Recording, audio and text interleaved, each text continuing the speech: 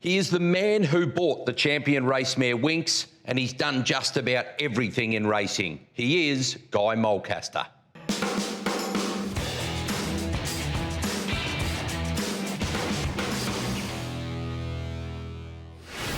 Well, Guy, let's start with Winx. What did you like about her? What really grabbed you the first time you saw her? We came to a sale, Adam, with a budget, and it was a very firm budget. We have a process that we do. We go to the farms and see the horses. We come to the sales, we make a list. We try and make a list of horses that we can afford. We had an order from the group, Peter Tye and Debbie Kapetis, Richard Treweek, to buy a filly for $200,000. For the first 2.5 days of the sale, it didn't work. On the third day, they had a group meeting amongst themselves, and they came back to us with a new budget of $230,000. There was a filly on that day that we thought would be very hard to beat. They spent their maximum budget, and that was Winx. Incredible. So you would feel such a part of it, though, as she blazed the 33 wins in a row, 25 Group 1s, $26 million. I mean, you're a part of racing folklore now. Well, you know, you get a mare like that, and she's out of a Kiwi race mare that managed to survive 52 races with Graham Rogerson. She always had the capacity to do that sort of thing. Of course, you're known as the man who bought Winx, but let's talk about a few others. The Autumn Sun, we didn't see much of this horse, but freakish is not an outlandish statement. He came up early in the sale. He was a magnificent horse by Readout's Choice. He came from Arrowfield Stud. I sat down in the auditorium and Mr. Shung's racing manager sat next to me, and I said, well, how are we looking here? He said, the boss said just to keep going.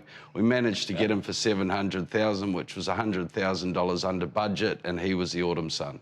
8 wins from 9 starts, Caulfield Guineas, Rosehill Guineas, amongst other things. Home Affairs is another one. So we're going to talk about the Chris Waller relationship, but you're certainly not exclusive to Chris, obviously. Well, 4 years ago, Coolmore Stud came to Chris and said they wanted to do a Colts fund. And luckily for me, he said, well, I'd love to train the horses, but I'd like to have Guy involved in the selection of them. And I'm only a small piece of the pie, but, you know, to be able to work with people like this is absolutely amazing. And we were lucky enough to get Home Affairs in our first year, to win a Lightning and win a Coolmore, and for him to go to stud. And he's been terribly fertile his first year, and I can't see why he won't leave good racehorses. So many other names as well, and we won't go into them all, but Preferment was an early one and a special one for you in the bloodstock. Kermadec, Sacred Falls, Catkins. Colding won the first Golden Eagle. Yeah, and Colding was really good because he was a tough horse. You know, when you pick up $6 million in one afternoon, the party at the night was pretty good. It's been a terrific last 12 months for you with some horses that have had success and look to have a lot more to come. Manzoice, Derby, Victoria Derby, Zoo Gotcha, absolutely untapped. Very exciting couple there. Yes, they are. Like Manzoice was a very, very good training effort. We always had the Derby in mind. You sort of got to Flemington knowing he was going to get the trip, but how quick he was going to get the trip, you weren't quite sure. But good things happen to good people, you know, they're lovely, lovely owners. How good is Zoo Gotcha? Untapped. She won the Princess Series by only competing in 3 legs. Come back, amazing. Look forward to seeing a really good filly in the autumn. So let's talk a bit more about the Chris Waller relationship. How did it start? When did it start? And a lot of the early part was this going and buying cheapish stayers from the Northern Hemisphere. You know, we've been friends for a few years. Chris had started training in Sydney, used to come to Karaka and try really hard to buy horses, but you know, if you can't take a knife to a gunfight, can you? He didn't have any money, I didn't have any money, so we were just sort of snipping around the edges and that. And the first year we went, we collected all our money and we had enough money to buy 2 horses for £20,000 each. The first year those 2 horses came back, they managed, through being very, very well trained, to both win a Saturday race. That was enough to get us to go back next year with probably double the budget. The third year we went back and we bought 8 horses, and we had an amazing horse called Foreteller amongst them. Yeah, lovely horse.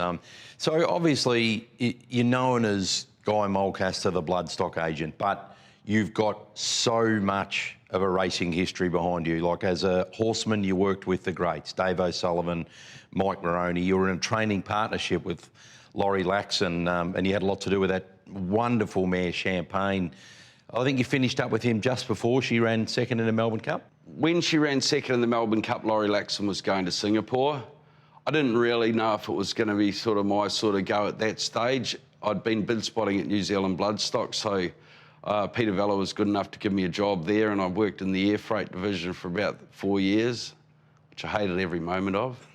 All I wanted to do was be a bloodstock agent, and then after 4 years, I'd done my time, and he moved me over to the bloodstock division. And you breed a few? I do, yes. I've been lucky enough to breed with a couple of friends of mine, and we bought an Astern filly about 5 years ago.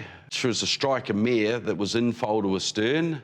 The Astern came out and we couldn't sell her at the yearling sales, and I sold her some clients and she became stakes winner. And the second foal out of the mare is a very promising horse in Melbourne called Virtuous Circle. So you live here at Broadbeach, but you do spend a lot of time travelling or out and about inspecting horses and physically getting to the sales as well. Tell us a bit more about that. So basically from the first week of December, you're getting ready for Magic Millions.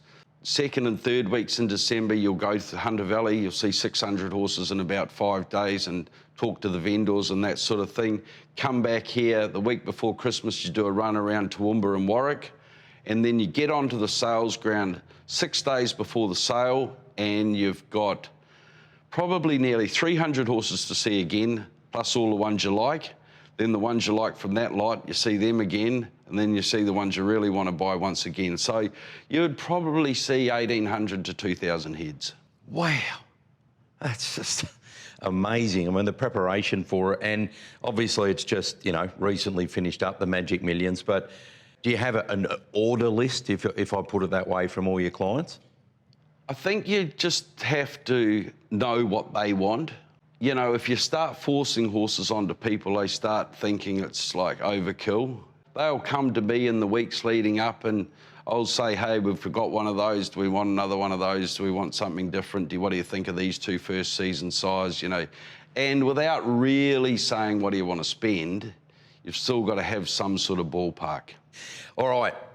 Under the pump time, we've talked about those horses that you've had success with, you know, and we're watching Manzois, who got you, Madame Pomeroy as well, but is there another couple of maybe left fielders, a couple that you've bought that you're really excited about over, say, the next 12 months? Well, there's a horse that's been running up here in Brisbane. He's had 5 starts for 4 wins called Kovalika. He probably came up here nearly at the end of his tether and he enjoyed the sunshine like all of us do up here in Queensland.